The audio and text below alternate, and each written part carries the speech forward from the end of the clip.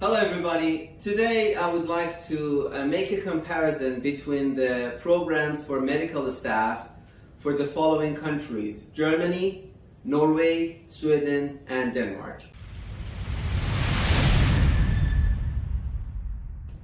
The main difference between these four programs, I can say that one of them is for Germany, the other is for Scandinavian countries.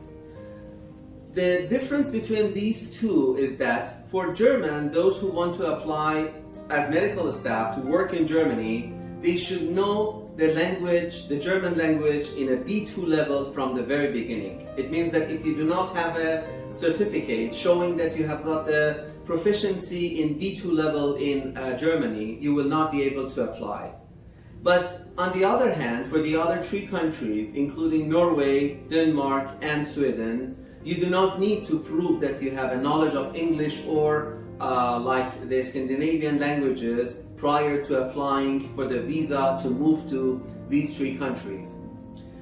For these three countries, all of these three countries, the first step is that you have to do your equivalency for the education documents. In Germany also we do have the same, and it can be done in the beginning, but together with having the equivalency certification for the degree, medical degree that you have, you should also have the language B2 level. But here, without the requirement of the language, you apply for the equivalency of your education documents, and after you get the approval and the equivalency certification is issued, the next step is to apply for the visa for these three countries. In some of these countries, like for example, like in Norway and in Sweden, it is mandatory that you have registration for the language course for the medical staff as a part of the requirement for the visa. But for Denmark, as it doesn't require registration for the Danish language, you do not need. So I can say Denmark is one of the easiest programs, but there is one note that you have to consider, that it is only for nurses, doctors, and dentists. Of course, when I'm talking about doctors and dentists, it includes the general practitioners and dental practitioners, as well as the specialists. So all these groups, in addition to the nurses, can apply for Denmark. But if, for example, you're a psychologist, if you're a psychiatrist, if you are a midwife, you cannot apply for Denmark. You have to apply for the other countries like Norway or Sweden. In Norway, so this was about Denmark. Now, if we go to compare between Denmark and Norway, the difference is the duration of the visa.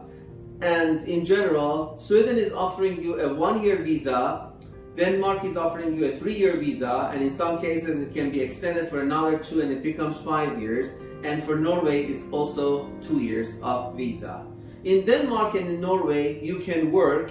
You can have a part-time or full-time job, both for you and for your spouse, because in both programs you can include your spouse and the children under 18 to come with you to these two countries. But of course, initially, first you as the main applicant should have the visa, and the next stage is that you apply for your dependent, including your spouse and your children. And even your spouse has the right to work there as your partner. But in Sweden, the length of the visa is shorter. It's only 1 year. But you will have to also register for the medical language course. That is for the Swedish language for medical staff. The course is 1 year. It's a full-time course. It's more than 20 hours per week. That is the requirement. And not many, let's say, institutions or colleges are providing these courses. Only a few of them are doing it, and Unican has worked with all of these colleges there in Sweden, and many of our students, they have been registered in several colleges around the country.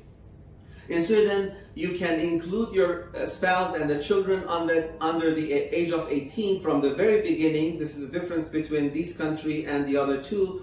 And another difference is that in Sweden you cannot work. You have to make your ends with the money that you have from home country and you will not have the right to work, either part-time or full-time.